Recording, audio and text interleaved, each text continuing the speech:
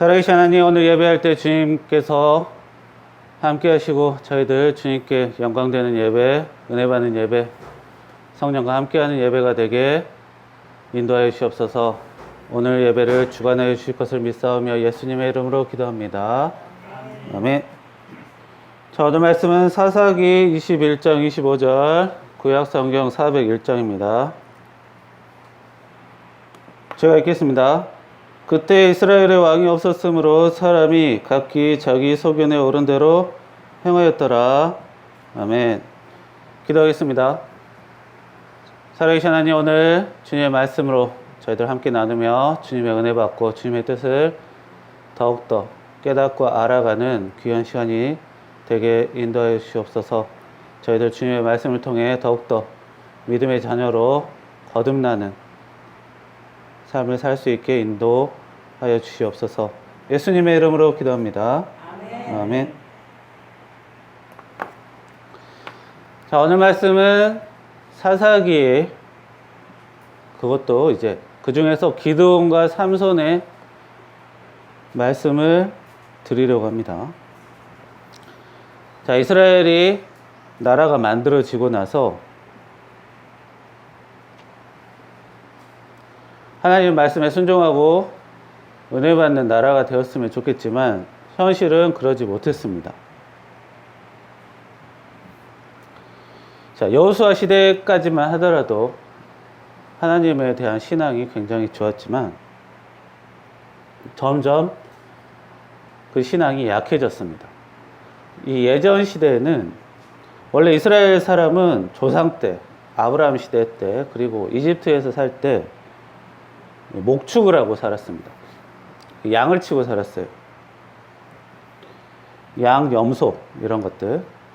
양털로 옷 만들고 젖을 짜서 먹고 가죽으로 신발도 만들고 이제 고기도 먹고 삽니다. 자, 사람이 농사를 짓는 것과 목축을 하는 것으로 주로 식량을 해결하는데, 자, 농사를 지으면 먹을 것만 나오지만 이렇게 목축을 하면 여러 가지가 나옵니다. 그래서 겉으로 보기에는 목축이 이것저것 쓸데가 많다고 생각할 수 있습니다. 그러나 현실은 농사가 훨씬 더 좋아요. 우리가 쌀 하나를 심으면 그걸 거둘 때 쌀 몇 알이 있냐면 한 70개 정도가 붙어 있습니다. 그리고 밀 하나를 심으면 거기에 밀알이 50개 정도 나옵니다. 그러니까 쉽게 말하면 70배, 50배가 부풀려 나오는 게 농사입니다. 그런데 양은 1년 동안 새끼를 한 마리 낳아요.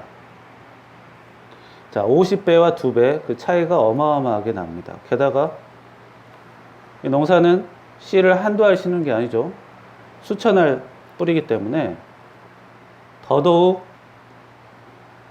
수많은 차이가 나요. 자, 쌀이나 밀을 심는다고 해서 뭐 가죽이나 고기가 나오진 않습니다. 하지만 농사가 잘 되면 그걸 팔아서 언제든지 가죽과 고기를 살 수가 있어요. 결국 농사보다 목축이 훨씬 더 부자 되기 좋은 일입니다.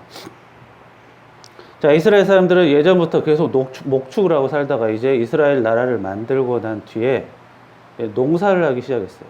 물론 그 땅이 좋은 땅은 아닙니다. 산지가 많은 험난한 땅이에요. 하지만 밭농사를 주로 했죠. 그러나 목축을 하다가 이제 밭농사만 해도 굉장히 살림살이가 나아진 거예요. 자, 이제 사람이 잘 살게 되면 어떤 마음이 드냐면 더욱더 더 잘 살고 싶은 마음이 듭니다. 자, 그런데 마침 그 동네에는 이스라엘 나라를 새로 폈던 그 가나안 동네는 예전부터 이제 가짜 신들, 우상들을 섬기던 그런 전통이 남아 있습니다. 그래서 이 우상들을 섬기면 농사가 더욱더 잘 된다는 그런 소문이 막 도는 거예요. 자, 그런 우상들이 이제 바알 같은 우상입니다. 그래서 하나님을 믿는 자녀지만 농사가 또 잘 되기를 바라는 마음, 농사가 잘 돼서 부자 되고 싶은 마음에 하나님도 섬기고 바알신도 섬기고 이것저것 잡다구리하게 마구 섬겨댑니다.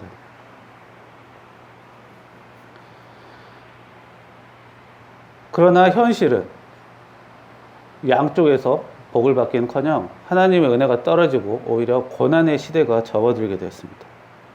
자, 황금알을 낳는 거위 이야기처럼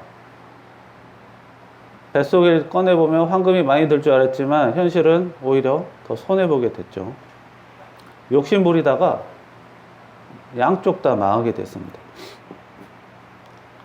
자, 이스라엘 사람들은 우상 섬기면서 하나님께 벌을 받았는데 주로 주변 나라의 전쟁을 통해 벌을 받았습니다. 예전에 가나안을 침공할 때, 가나안을 점령할 때는 이스라엘 싸우기만 하면 이겼어요. 그래서 이스라엘 나라를 만들었죠. 그러나 이제는 싸움만 하면 집니다. 그래서 다른 나라가 쳐들어와서 있는 것들을 싹 가져가고 뜯어가고 괴롭게 사는 삶을 살게 됩니다. 결국 농사에서 더 잘 먹고 잘 살려보려다가 있는 것까지 뺏기게 된 그런 상황이 되었습니다. 그러나 또 희한하게 이스라엘 사람들은 이렇게 어려울 때는 또 하나님을 잘 찾아요. 워낙 하나님을 믿지 않는 족속이 아니라 우상을 추가로 섬겼던 족속이기 때문에 어려움에는 하나님을 또 찾습니다. 그래서 하나님께서 문제를 해결할 수 있는 기회를 주십니다. 그래서 보내신 사람이 사사입니다. 이스라엘 돕는 사람을 특별히 선택하셔서 어려움을 이겨내게 도와주었습니다. 사실 이스라엘이 이렇게 우상을 섬기게 된 이유는 가장 큰 문제는 이 레위인 때문이에요. 레위인은 하나님의 일을 맡겼던 제사장들, 주의 종들입니다. 그런데 이 레위인들이 사사시대가 되면 이제 제대로 하나님에 대해 알리지 못하고 가르치지 못하고 자꾸 이상한 짓을 해요. 제대로 가르치지 못했습니다. 거기에다가 부자가 되고 싶은 탐욕스러운 마음을 백성들이 갖게 되면서 더욱더 일이 커져 버렸습니다. 선생님이 역할을 제대로 못하고 그 많은 학생들도 욕심을 부리면서 일이 커진 거죠. 그래서 선생님 역할도 하고 지도자 역할도 하는 사사들을 보내셨습니다. 대표적인 인물이 여러 사사가 있는데 대표적인 인물이 기드온과 삼손이에요. 자, 이스라엘이 우상을 섬기고 미디안이라는 주변 나라한테 공격을 받고 고생을 하게 됐습니다. 그때 이제 이스라엘에 기드온이라는 사람이 있었습니다. 사실 그 사람은 미디안에서 쳐들어올 때마다 이리저리 숨었던 겁이 많은 사람이었어요. 그러니까 하나님께서 특별히 선택하시고 사사로 삼으신 다음에 미디안 군대와 싸우게 하셨습니다.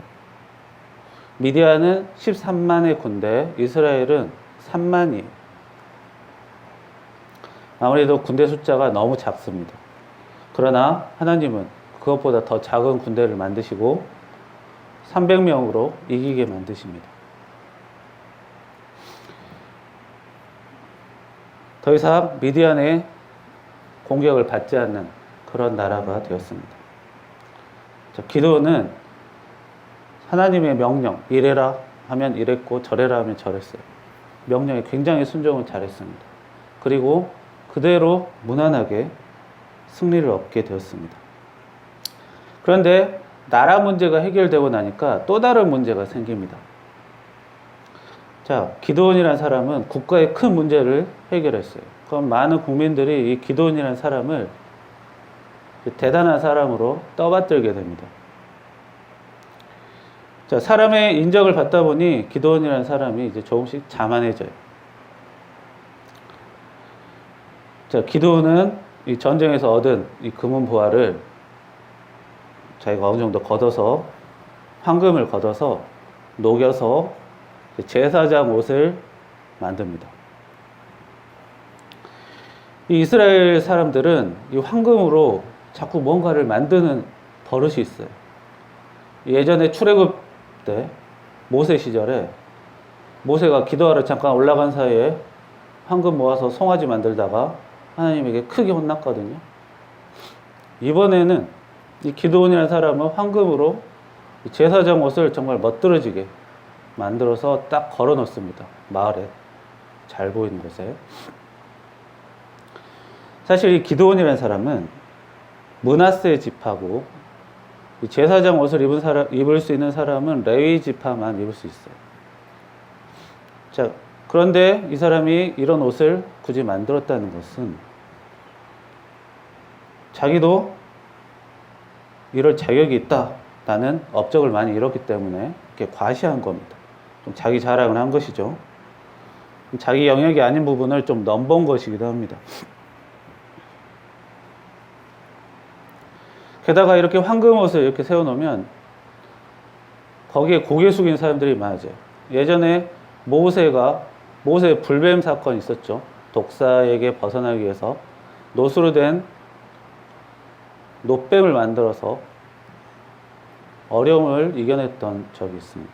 그런데 그 놋뱀이 모세 시대의 놋뱀이 언제까지 있냐면 히스기야 시대까지 남아있으면서 그 놋뱀에다 절하는 사람들이 그때까지 남아있어요. 그만큼 뭐 하나 이렇게 특별하게 만들어 놓으면 거기에다가 절하고 엎드리는 일을 많이 합니다. 원래 사람이 이런 종교심이 있기 때문에 그렇게 돼요. 하나님 안 믿는 사람은 어디 돌 같은 데서 절하고 하여튼 가장각색 뭐 유명한 데 있으면 가서 고개 숙이고 있습니다. 사람의 습성입니다. 그래서 그 황금옷에 이제 예배 드리러 갈 때 실로라는 곳에 가서 예배해야 되는데 거기 안 가고 자꾸 여기 와서 황금옷에다가 절하고 여기서 예배 드리려고 막 하는 거예요. 사람들 늘어나고. 게다가 이 기드온은 아내를 많이 두고 자녀를 70명을 낳았어요. 그 아내 가운데는 세겜에서 사는 사람도 있다고 성경에 나옵니다. 이 기드온의 집은 오브라라는 곳인데 세겜은 윗동네예요. 서울로 따지면 우리나라 따지면 서울이고 포천 그 정도 돼요. 자, 자기 동네 놔두고 다른 동네까지 아내를 둔 거예요. 자, 옛날 시대에는 부자가 아내를 많이 두고 자녀를 많이 낳아서 자기 가문을 넓히는 일이 유행이기도 했지만 모든 사람이 그런 건 아니었습니다. 아브라함, 이삭, 야곱 부자였는데 아내 막 수십 명 두고 그러지 않았어요. 사람마다 다릅니다. 자, 기드온은 그만큼 놀기 좋아하고 문란하게 살았다고 생각할 수 있습니다. 게다가 자기 아들을 아비멜렉이라는 왕의 아들이라는 뜻의 이름을 지어주기도 했습니다. 내 아들이 왕이라면 자기도 뭐 왕 정도 된다라는 것이죠. 자, 결국 기드온은 하나님의 명령은 잘 순종했지만 좀 잘 놀고 교만한 탓에 그 가문은 점점 약해지고 망하게 됩니다. 그리고 중요한 사사가 이제 삼손입니다. 이스라엘은 또다시 우상을 섬기게 됐고 이번에는 블레셋이라는 나라의 공격을 받게 되고 괴롭힘을 받아요. 이제 그때 하나님께서 이제 삼손이라는 사사를 보내십니다. 선택하셨어요. 자, 기드온은 똑똑함을 통해 일했다면 삼손은 힘으로 일했습니다. 힘이 센 능력을 하나님께 받았습니다. 그런데 자기 힘을 믿고 너무 자만하다가 힘의 근원이었던 머리카락을 잘리고 노예가 돼버리죠. 그리고 시간이 지난 다음에 머리카락이 자라고 힘을 되찾아 이제 블레셋을 응징하게 됩니다. 마지막에 이제 거물이 무너지면서 삼손이 최후를 맞이하게 됩니다. 그래서 흔히 영화를 보면 마지막에 보통 주변 배경이 다 무너지고 건물이 무너지는 이런 것들이 있는데, 삼손의 이야기에서 아이디어를 받은 것입니다. 결국 삼손은 블레셋에게 하나님을 통한 이스라엘의 힘을 보여주었습니다. 그리고 블레셋의 힘이 굉장히 약해져서 또 이스라엘의 괴로움이 줄어들었죠. 자, 기드온, 삼손 둘 다 선택받은 사람, 대단한 능력이 있는 사람, 그리고 둘 다 하나님의 명령은 순종을 잘했던 사람입니다. 게다가 자기 나라인 이스라엘을 도왔어요. 그런데 문제는 이제 사람이기 때문에 대단한 사람이라는 것은 자기가 압니다. 그리고 대단한 일을 하면 주변 사람들이 치켜 세우게 되어 있습니다. 그러면 잘난 척을 하게 되어 있죠. 기드온은 맨 처음에는 정말 겁쟁이였고 부끄러운 많은 사람이었고 겸손한 사람이었지만 나중에 교만해졌어요. 삼손은 처음부터 교만했다가 나중에 겸손하게 된 사람입니다. 자, 둘 다 공통점은 어려움이 있을 때는 겸손하고 일이 잘 풀리면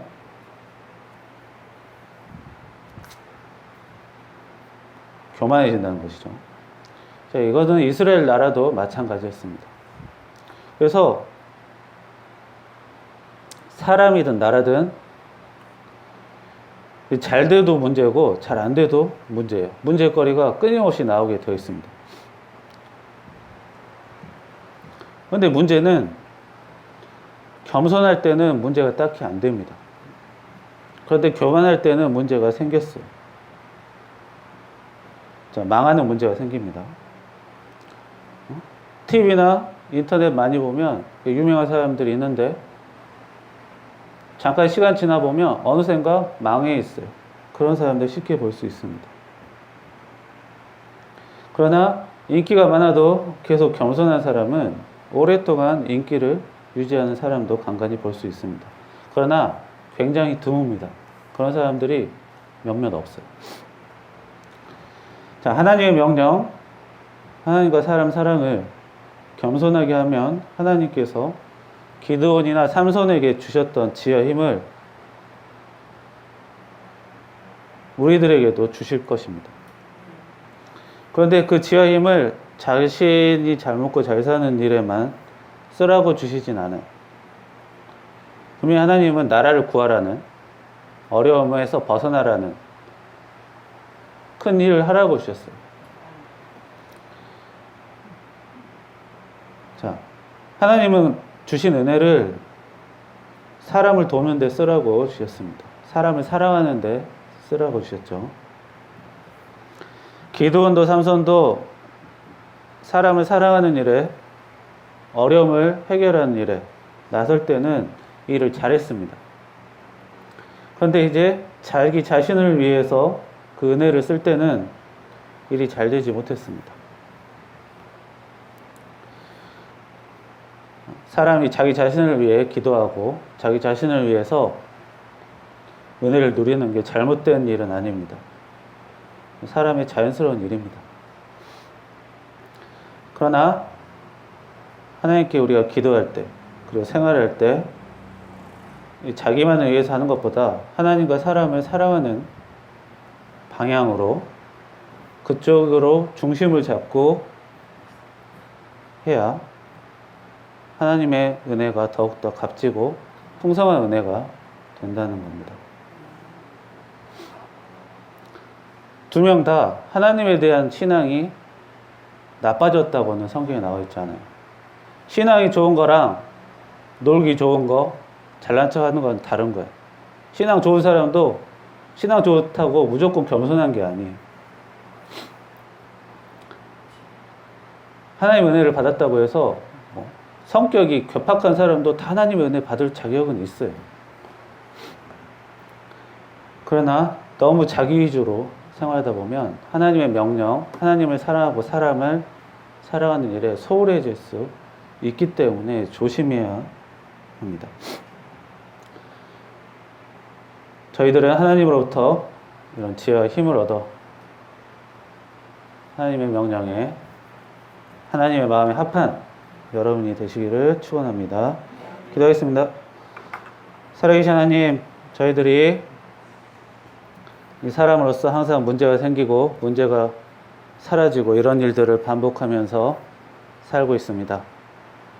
잘 될 때는 교만하고 안 될 때는 주님께 의지하는 이런 어리석은 사람이라도 주여 저희들에게 기회를 주시옵시고 은혜를 허락하셔서 저희들이 실수했을 때는 그 실수를 고칠 수 있게 도와주시고 주님께 은혜 받았을 때는 그 은혜를 제대로 쓸 수 있는 사람이 되게 인도해 주시옵소서. 하나님, 주님의 말씀을 잘 듣는 것도 중요하지만 조금이라도 겸손하게 살아서 하나님의 영광을 가리지 않는 사람이 되게 하시며 조금이라도 하나님의 은혜를 드러내는 데 쓰임받는 우리가 되게 인도해 주시옵소서. 예수님의 이름으로 기도합니다. 아멘. 212장 찬송하겠습니다. 겸손히 주를 섬길 때 괴로운 일이 많으나 그 주여 내게 힘주사 잘 감당하게 하소서. 인자말을 가지고 사람을 감화시키며 갈 길을 잃은 무리를 잘 인도하게 하소서. 그 주의 귀한 인내를 깨달아 알게 하시고 굳건한 믿음 주셔서 늘 승리하게 하소서. 장래의 영광 비추사 소망이 되게 하시며 그 주와 함께 살면서 참 평강 얻게 하소서. 아멘. 주기도문 하겠습니다. 하늘에 계신 우리 아버지여, 이름이 거룩히 여김을 받으시오며 나라의 마옵시며 뜻이 하늘에서 이루어진 것 같이 땅에서도 이루어지이다. 오늘날 우리에게 일용할 양식을 주옵시고 우리가 우리에게 죄진 자를 사하준 것 같이 우리의 죄를 사하 주옵시고 우리를 시험에 들게 하지 마시오며 다만 악에서 구하옵소서. 대개 나라와 권세 영광이 아버지께 영원히 싸움나이다. 아멘.